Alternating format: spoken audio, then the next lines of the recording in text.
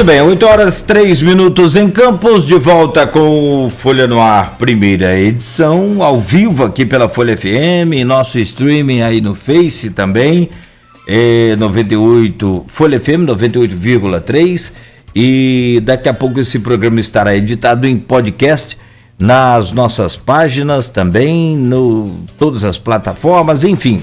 Acessou o PC, o computador aí ou o celular, você vai achar, não tem como. Se quiser ouvir o programa novamente, ou para quem vai ouvir mais tarde. Bom, o programa tem o oferecimento dos laboratórios Plínio Bacelar, Clínica Proteus e Dedumas Baterias. Nós estamos de volta, o Arnaldo Neto é o jornalista de plantão hoje conosco aqui na bancada, e o nosso convidado é o Vitor Mussi, superintendente do HGG, médico e capitão aí do Corpo de Bombeiros, mas capitão não é negacionista, não. Desculpa aí, o doutor Vitor. Bom, a pergunta é justamente dessa questão que surgiu essa palavra, negacionismo e essa coisa toda, muito mais, surgiu essa palavra não, passou-se a usar com muita frequência essa palavra, né? E hoje tudo é questionável. Se o homem foi à lua ou não, quem gravou o som dos dinossauros para reprisar aí hoje, enfim. A pergunta é, os hospitais, e aí o senhor responde pelo HGG, ou pode falar abertamente, recebe alguma verba específica por cada, não é para o tratamento, mas para o tratamento é óbvio, né? Mas eu digo para a morte, se a pessoa morreu de Covid, aí vocês recebem uma bufufa de dinheiro muito grande por cada morte. E, num outro caso, qual é o critério que é adotado para uma pessoa, por exemplo, como eu citei, que já está, né, com uma doença crônica e acaba sendo acometido aí pela Covid e vem a óbito. E aí qual que a doença que ele morreu? Foi a Covid ou foi a crônica? Enfim, como é que você consegue explicar isso para a gente, por favor? Em relação a essa verba aí que as pessoas dizem que tem, eu quando entrei lá, Cláudio, Arnaldo, na verdade eu sou sempre técnico, né? Nunca a gente acaba aprendendo um pouco de gestão no Corpo de Bombeiros, a gente acaba tendo alguns cursos lá que nos introduzem um pouco a isso, mas entrei lá puramente por técnica, né? Que é uma coisa até que deixa a gente muito agradecido ao prefeito, né? Ele tenta realmente colocar as pessoas na ponta o mais técnico possível. Então, assim, eu não tenho eu não conheço muito dessa parte de gestão financeira, né? Até porque o HGG ele não tem gestão financeira nem de pessoas. Quem faz isso é a Fundação Municipal de Saúde. Mas o que eu vejo na prática, eu não consigo entender. Até porque lá dentro do HGG, que é onde eu estou todo dia, não existe nenhuma pressão, ninguém manda se colocar na declaração de óbito isso ou aquilo para que se ganhe dinheiro. Na minha cabeça isso é um absurdo tão grande que eu inclusive nunca nem procurei saber, porque eu não vou realmente perder tempo de saber se alguém gravou ou não o som do dinossauro. É tão absurdo que a gente continua tratando os doentes. Então, se eu fosse apostar hoje, Cláudio, eu apostaria que obviamente não existe uma remuneração, não existe, mas eu nem me meto nisso porque é uma parte financeira. Em relação ao doente, é uma coisa que a gente realmente, o pouco tempo que a gente tem de refletir, a gente reflete, né? Um dia, se a gente for montar a estatística, aonde vai estar esse doente? Porque é um paciente que já está debilitado por alguma doença grave, e aí qualquer outra doença o mataria. Então, se eu tenho um paciente com uma neoplasia avançada, fazendo quimioterapia, radioterapia, um exemplo, e aí ele pega o Covid e ele morre. Se fosse a gripe, ele teria morrido, se fosse influenza, ele teria morrido. Só que, infelizmente, hoje, num conceito de pandemia que ninguém entende nada, isso vai para o número do Covid, sem nenhuma dúvida disso, entendeu? Mas, é o que eu te digo, a gente não está tendo tempo nem de estudar como combatê-lo, como é que a gente também é impossível estudar agora essa questão epidemiológica, isso vai ficar para o futuro, infelizmente.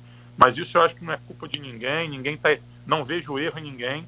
A gente tem que tentar chegar num nível de prevenção e principalmente de tratamento do doente, a níveis aceitáveis.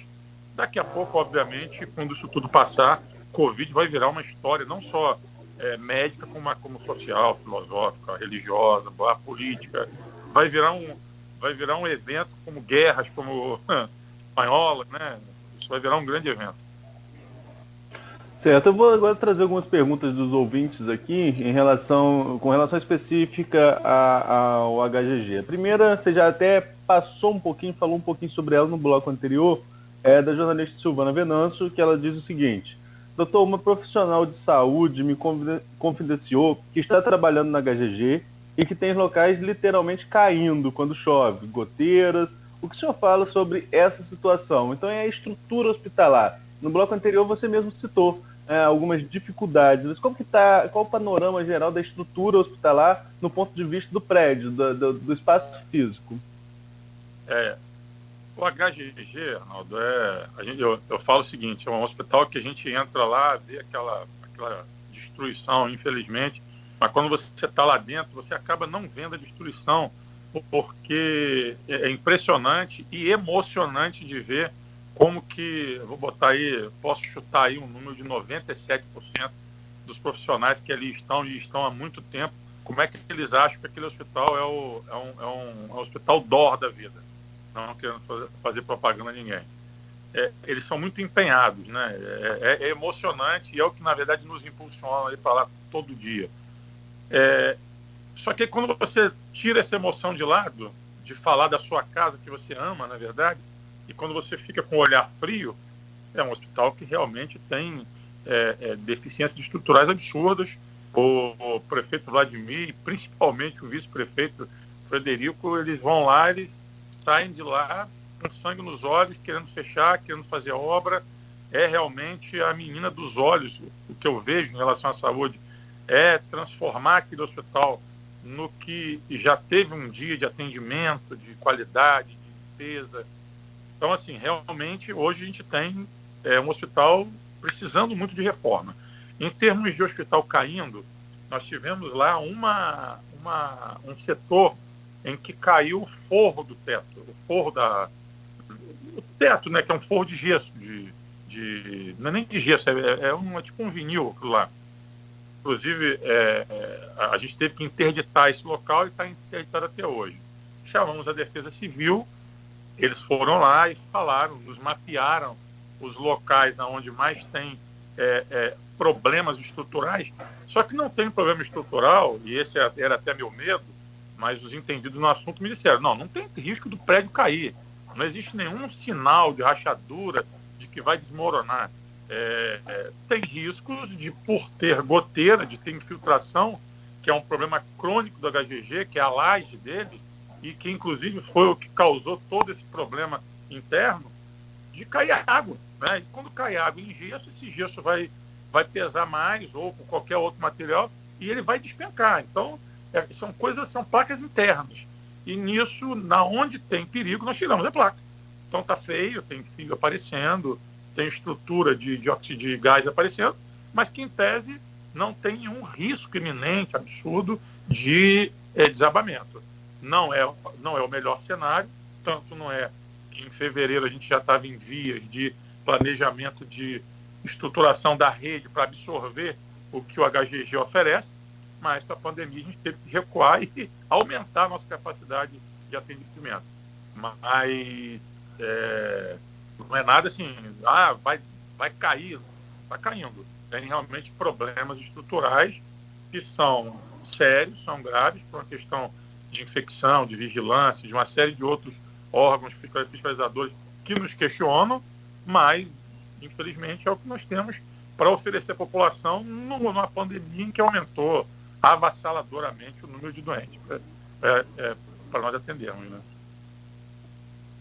Certo. Tem uma pergunta aqui também, tem duas perguntas, na verdade, vou trazê-las na sequência, da Elaine Leão, presidente do Ciprozep e servidora lotada no HGG.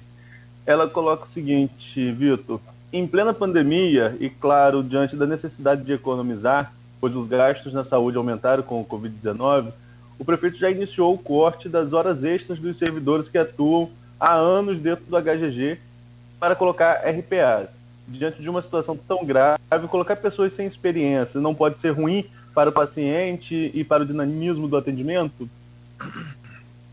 Então, Arnaldo, isso foi realmente uma coisa que a gente discutiu muito, a gente passou por essa seara aí, que a Eliane toca no assunto, só que a conclusão que a gente chega são duas conclusões muito interessantes. Primeiro, a economicidade, realmente, que ela tem que existir não só por eficiência, por princípio de eficiência, que é um princípio constitucional, e hoje nós temos profissionais muito cansados. Só que aí todos eles querendo se manter na linha de frente. Só que você avalia, né, quando você vai avaliar, mal ou bem, isso acaba tendo uma certa diferença no atendimento. E aí quando aí é uma coisa até muito administrativa, esses cálculos de quanto é que vai economizar, eu realmente não entro muito, eu apenas acato, obviamente, quando eles têm alguma explicação plausível ao meu entendimento, mas você acaba, no final das contas, renovando esses profissionais. E aí, então, além de você economizar, você acaba renovando. O problema da inexperiência existe, mas os gestores de enfermagem, os gestores médicos, acabam colocando esses pacientes, esses profissionais inexperientes em setores não tão nervosos e com acoplagem a esses setores para que eles vão adquirindo essa experiência para que a gente tenha uma nova linha de frente. A gente não sabe o futuro. E os profissionais que tem hoje, eles não aguentam muito mais tempo de pandemia, não. Então, essa questão da troca dos profissionais, que a princípio todos questionamos, mas o secretário de administração, na sua visão econômica, ele, na minha visão, acaba acertando também na troca de profissionais que estão cansados. E aí você está introduzindo algumas pessoas com gás novo, que por mais inexperientes que sejam, essa conta eu acho que fica bem equilibrada. Você, pela pouca experiência, mas com gás, não tão cansado assim, com pessoas experientes, essa troca eu acho que é saudável nesse momento de pandemia, na minha visão, né? Certo. Tem aqui alguns comentários no Facebook. Tem o Arthur Borges, está acompanhando a gente. Arthur, que foi nosso entrevistado aqui. Parabéns, doutor Vitor, excelente pessoa, médico gestor, um cara com amor pelo hospital e empenhado na resolução dos problemas. Grande abraço. Tá? E também mandar um abraço também para o Arthur. E aqui eu tenho um comentário do José Roberto Crespo, né, médico que foi presidente do Sindicato dos Médicos durante muitos anos, esteve aqui com a gente já algumas vezes. E o José Roberto traz o seguinte questionamento, Vitor. É sabido que o hospital, nas várias administrações que se passaram, nunca teve manutenção, até porque a direção não tem nenhuma autonomia financeira, ponto que você já colocou, e muitas vezes nem recursos para pequenos reparos. Com essa dificuldade, houve a ideia de seu fechamento, que seria um caos para a área de Guarulhos, que hoje possui cerca de 250 mil habitantes. Se a reforma acontecer, acho que o município poderia desenvolver esforços para montar uma UPA nível 3, ou hospital de campanha com CTI, centro cirúrgico, pois poderia manter o laboratório e o sistema de imagem do hospital, assim a região não ficaria carente. O que você acha? Então, Arnaldo, mandar um abraço aí para o Zé Roberto, nosso eterno professor. Em fevereiro, quando a gente, na estabilização de governo, de reconhecimento, a gente começou a discutir exatamente isso. Foram criados, inclusive está no portal da prefeitura, foram criados três comissões para que a gente chegasse a uma conclusão viável de substituição temporária do que a gente tem hoje no GG pela rede. Essa discussão estava em andamento na hora que veio essa avalanche aí da pandemia. Então essas discussões foram temporariamente suspensas e logo assim que a gente tiver, se Deus quiser logo, né, pelo que a gente está percebendo, que a gente tiver como nos reunir de novo para ter essa discussão, a gente vai fazer.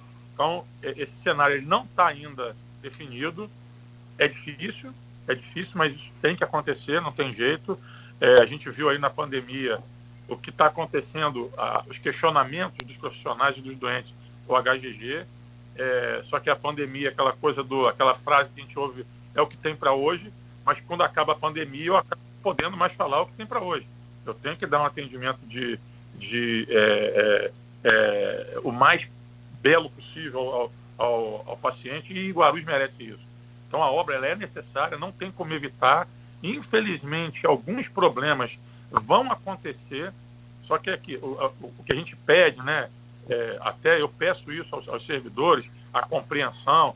É claro que na mídia o prefeito vai explanar isso, não tem nenhuma dúvida disso, de pedir compreensão também da população, porque o que a gente imagina que vai ser ruim, se é que ele vai fechar ou não, porque existem algumas hipóteses de não fechar, de fechar, tudo ainda vai ter que ser muito bem estudado, mas se a hipótese de fechar for a hipótese vencedora, o que pode ser ruim disso, será que é pior do que manter ele aberto na situação que ele está? Então, são realmente indagações que são poucas as respostas. Eu acho que a gente vai ter que ter união, não só do poder público, dos servidores, e principalmente da população. E eu vejo assim, um futuro para o HGG muito bom. Tem muita, até por amar aquilo lá, acho que aquilo lá um dia a gente vai ter felicidade com a reinauguração dele. Hoje você é superintendente, mas você já atuava no hospital, Vitor? Há 18 anos. Em algum momento desses 18 anos, você viu o HGG em funcionamento pleno, sem ter problemas? No início, né, lá na abertura, era realmente um hospital fantástico. A gente não gosta muito de estar falando dos erros das pessoas, eu tento até me eximir disso, mas o erro maior ali, na minha visão, de proctologista, né, chega a ser engraçado um proctologista falar de engenharia, foi a laje ali, aquelas infiltrações, e eu vejo na história, acompanhei algo bem de longe, estou vendo agora na gestão algumas coisas que foram feitas, acredito até que foram feitas de boa fé, mas que não deram certo. E aí chegou no momento em que mais nenhum curativo se resolve aquilo lá. Então, e aí você vê aquela laje com as infiltrações, isso vai deteriorando paredes e chão, e realmente as coisas vão perdendo o aspecto do hospital inicial que era. E hoje a conclusão que se chega é que não tem mais como botar esse curativo lá. Tem que realmente resolver definitivamente. Arnaldo, só para... Eu não sei se o doutor estava desde o início, passou pela inauguração do hospital, que tem o nome do pai de doutor Geraldo Venâncio, né? E foi no governo do... Se não me falha, o Arnaldo Viana que começou aquela obra, e se não me falha, terminou no próprio governo dele, ou do Alexandre Mocaibe. Agora, tudo mais, acho que foi no governo do Arnaldo mesmo. Né? E eu fui na inauguração, Arnaldo, e aí eu visitava a obra, aquela coisa toda, eu fui na inauguração e teve uma coisa que marcou muito, que eu achei muito bacana, e naturalmente isso, eu não sei em que ponto está mais, é que na farmácia do hospital, a distribuição de medicamentos para os quartos, não sei se você foi, Arnaldo, mas ela era pressurizada. A vácuo, né? Chegava tipo uma comanda de restaurante, quando chega lá na cozinha para o chefe. Chega para o farmacêutico lá, o paciente Carlos Alberto está precisando tomar Nevalgina, tomar... Então, tô brincando, mas o paciente está precisando tomar tal medicamento. Chegava, a pessoa colocava aquilo dentro daquela cápsula pressurizada, tipo uma cápsula dessa de remédio, né? Uma cápsula mesmo, né? Drágeno. E aí aquilo era disparado de forma pressurizada lá a vácuo, lá pro quarto, chegava no quarto devidamente. Isso está funcionando ainda, doutor? Não, né? Não. Na verdade, fazendo aqui uma comparação, que as pessoas assim, que ninguém mexeu, ninguém resolveu. Lembrando ontem, né, eu tentando me conectar com o programa, e aí hoje eu tenho um computador velho, e eu brinquei com o Cláudio, está na hora realmente, agora não tem jeito, eu tenho que comprar um computador. Então, imitando a realidade aos fatos, eu acho que o HGG ele foi deteriorando, e aí as pessoas, porque ele vai deteriorando, mas ele vai se consertando, as pessoas vão mantendo aquilo. E aí a coragem realmente agora, que o HGG não tem mais para onde botar curativos. ainda se tem a discussão de como fechar, vai dar problema. Então a coragem do prefeito de realmente botar um basta agora é coragem, mas eu acho que é muito também impulsionado porque não tem mais jeito, né? É o que eu falei com o Cláudio, não tem mais jeito, meu computador vai ter que ser trocado, independente da dor financeira que eu vou ter disso. Mas a gente vai protelando até que não tem jeito. Eu acho que nesses anos todos foi o que aconteceu. As pessoas foram protelando, como é que fecha? Então bota um remendinho aqui, como é que fecha? Bota um remendinho ali. E agora, na nossa visão, chegou num basta, não tem jeito. Tem que se resolver o HGG. Tem mais uma pergunta aqui da Elaine Leão, que eu vou trazer para a discussão também. E essa discussão sobre fechamento de hospital era uma discussão ampla, né? Só para dar uma opinião aqui, porque, sobretudo quando vê essa informação de fechar no meio de uma pandemia, né? Acho que isso realmente tem que ficar para depois. Mas vamos aqui a pergunta da Elaine, depois a gente pode voltar a essa questão em relação ao hospital. A Elaine coloca o seguinte: sabemos que a HGG era referência em ambulatório, porém, com a pandemia foi necessário fechar, o que gerou ainda mais atendimento e superlotação na emergência. O prefeito fala em obra após pico da pandemia, e de fato é necessário. Mas como ficarão os serviços prestados à população? E aí, isso a gente já estava discutindo. E como será a escala dos servidores lotados do Hospital Geral de Guarulhos? Serão respeitados os critérios legais de relotação desses profissionais? Na verdade, é o que eu te falei, essas comissões elas foram criadas justamente para a gente delinear isso, né? Como é que a gente vai substituir o que temos ou o que tínhamos antes da pandemia no momento da obra, que tem inclusive um prazo não muito longo, não muito estendido, segundo o projeto que a gente viu lá. Esse estudo ele não terminou. E qual seria esse prazo? Então, eles falam em 1 ano e meio, 2 anos, mas a gente sabe que é tudo muito, muito volátil, né? Tem muito fator que pode mexer com isso. Então, por isso que a gente está tentando se preparar, e essas comissões foram formadas, para que a gente tente substituir ao máximo, talvez a gente não consiga substituir tudo, o que se fazia no HGG na rede municipal. Então, o governo tem alguns programas de fortalecimento das UBSs, inclusive colocar esses atendimentos ambulatoriais em unidades mais periféricas, até para melhorar o acesso da população. O subsecretário de Saúde, o Dr. Paulo Leandro, ele tem um programa de tentar levar o médico, a saúde ao doente na ponta, para evitar que ele venha aqui em doenças, em atenção primária. E só que isso realmente, essa discussão está um pouco parada, né? Não tem, a gente hoje está atrás de oxigênio, de remédio, de médico, de estrutura física, não tá, essa discussão está realmente um pouco suspensa. Mas essas comissões foram criadas justamente para a gente discutir, elas não estão gessadas só nos membros da comissão, todos têm liberdade de buscar informação fora, a sociedade vai ser ouvida, com certeza, os colegas médicos vão ser ouvidos. O que não pode é a gente falar, não, vai ter dificuldade, então para o projeto. Não, eu acho que a gente tem que ter coragem de enfrentar a dificuldade, até porque não enfrentá-la, na minha visão, vai ser mais difícil ainda. Porque não tem como botar mais curativo lá e cada vez mais a gente vai fechar setores e daqui a pouco não vai ter mais nada. Certo. Em relação à relotação, Arnaldo, desculpa. Sim. Eu que peço desculpa. Isso é, na verdade, um trabalho dos recursos humanos da Fundação. Eles já estão, na verdade, com esse mapeamento dos profissionais, até por causa da pandemia, é um trabalho muito difícil, né? Porque tem muito profissional pela pandemia afastado por doenças comórbidas, afastado pelo decreto. Então, essa dificuldade de você rearranjar os recursos humanos, tanto da Fundação quanto da Secretaria de Saúde, para que se tenha um planejamento para a pandemia e também, posteriormente, para a relotação disso, está sendo um trabalho muito difícil. Mas eu creio que, obviamente, vão ser obedecidos todos os critérios de antiguidade, de relotação. Não acredito que não vai ser. Deixa eu só fazer uma pergunta sobre essa questão da obra aí, Arnaldo.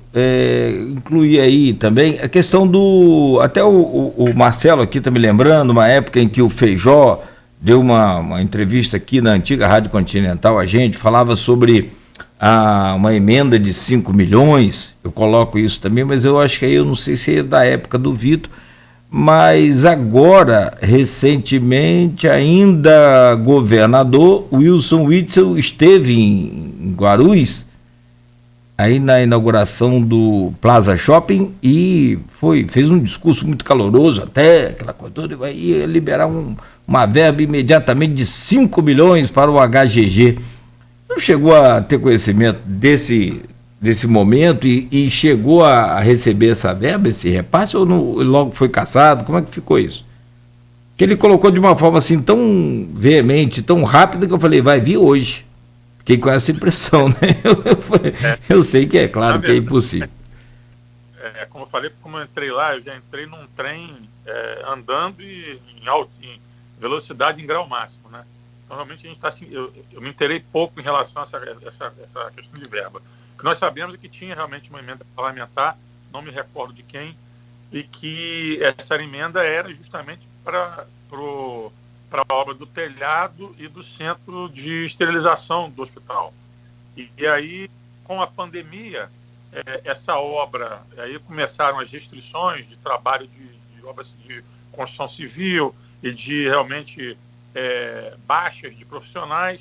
Isso foi diminuindo muito a velocidade da obra, e o que eu sei é que essa questão de orçamento de verba, o orçamento da obra, o aumento avassalador de material de construção, isso deu algum problema lá na Secretaria de Obra, com a empresa que ganhou. Eu realmente não me inteirei muito disso e, a princípio, pelo que eu sei, isso vai ser redefinido. Essa verba ela não foi usada muito pouquinho dela, até onde eu sei, na obra do CME, mas que ela foi parada porque precisava, para continuar de um certo nível, que o telhado tivesse construído. Como isso parou, ficou tudo parado, a verba está depositada ainda, mas como é uma verba com destino certo, ela não pode ser usada em mais nada. E aí esse projeto da obra aí, em geral, acredito que vai englobar o telhado, e aí eu realmente, essa parte financeira, acordo do prefeito com o governador, eu realmente não estou muito apurado nisso não. Mas tinha realmente uma emenda, e o problema da pandemia, com o aumento de material de construção, isso deu um desarranjozinho lá. E aí o que realmente vai ser, parece que a Procuradoria está estudando o que vai fazer com essa verba, talvez devolva, não sei. Vitor, você falou sobre o centro de esterilização, que é um ponto que já foi alvo de muitas matérias, devido aos problemas que já enfrentou no local já foram enfrentados no local durante muito tempo. E assim como sempre que se discute a questão de hospitais, de unidades básicas de saúde, enfim, de locais de atendimento à saúde pública, um outro ponto que sempre é debatido, que sempre é tema de matéria pela imprensa, é falta de medicamentos e insumos. Hoje, qual é o panorama, você que está à frente da unidade hospitalar, qual é o panorama na questão de medicamentos e insumos para atender a quem procura o HGG? Vocês, como profissionais médicos, trabalham numa situação confortável? Não é nada confortável. Realmente a situação é caótica.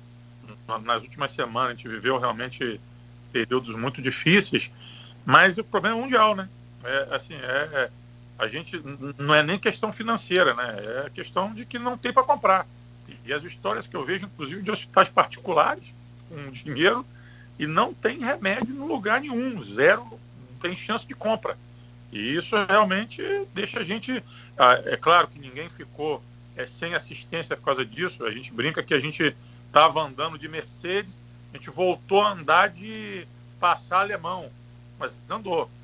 Uma dificuldade, né? Aumenta um pouco a carga de trabalho, a gente tem que substituir algumas drogas que não estão no mercado por drogas que eram usadas antigamente e que a gente tem no mercado. Não é o ideal, acabou se levando razoavelmente bem, mas com uma agonia de aumento de trabalho, de esforço muito grande. E infelizmente isso foge aos nossos controles, né? Não tem para comprar. A gente tem visto muita questão da falta do kit de intubação, né? Que inclusive o Estado mandou recentemente alguns, mas não é o único problema então, né? Não, basicamente é isso, Arnaldo. É o que na verdade nos deixa muito... Porque o consumo dessas drogas com Covid aumentou numa progressão geométrica nunca imaginável, né? Então, isso no mundo, né? Hoje nós temos uma quantidade de pacientes entubados absurda. E o consumo desses pacientes, ele não é igual ao paciente entubado normal. É uma doença que causa alguns efeitos no paciente que aumenta o consumo disso, né? Você tem um paciente mais estável, acoplado melhor à ventilação mecânica, você tem um consumo dessas drogas muito maior. E isso não estava previsto, né? As pessoas não estavam programadas para aumentar a produção diante do consumo que se tem hoje. E aí é o que deu, entendeu?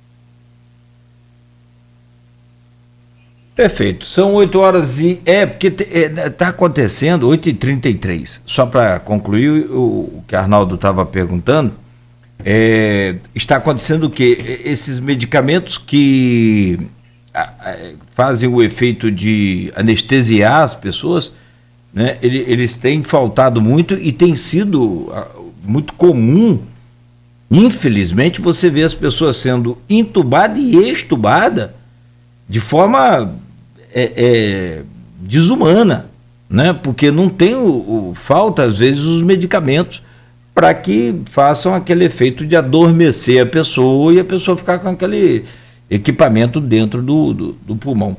Então, isso deve ser terrível para a pessoa que sofre, evidente, e quanto mais para vocês, médicos, né, doutor? Isso deve ser Meu Deus. Realmente é uma agonia. Eu hoje, Cláudio, Arnaldo, eu vejo os profissionais da linha de frente, a qual eu estava na linha de frente, eu estava até dezembro trabalhando no CCC, e hoje na direção, não posso dizer que eu estou na linha de frente como estava, não posso me comparar na linha de frente como meu colega que está de plantão na emergência, mas realmente hoje eu me preocupo muito com a saúde psicológica desses profissionais quando tudo isso acabar. Realmente a coisa que nós estamos vivendo hoje nunca, é o que eu te falei, isso vai ficar épico, né? Vai virar um evento que daqui a 100 anos vão estar falando disso que a gente está vivendo agora. Eu rezo muito a Deus para que tenha muita misericórdia da gente nesse pós-Covid. As coisas não vão... A gente está rezando para que ele chegue, mas a gente vai ter que ter muito mais saúde depois para resolver o estrago que esse tsunami deixa. Né? Como um tsunami que chega e vai embora, realmente esse estrago que está debaixo d'água ainda, que a gente não sabe. Eu acho que desse tempo todo, né, Arnaldo, o que foi mais contundente aí nessa declaração foi o doutor Vitor.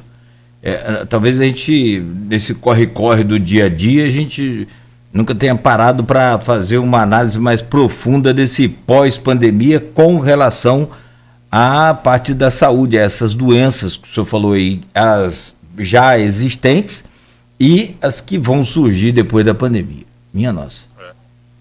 É claro e evidente, além da crise econômica e social que já aflora aí de forma muito complicada. Rapidamente, são 8 horas e 36 minutos, nós vamos a um breve intervalo comercial e voltamos para o fechamento deste programa com o médico Vitor Mussi, superintendente do HGG, ao vivo aqui conosco no programa. Oferecimento dos laboratórios Plínio Bacelar, Clínica Proteus e Dedumas Baterias.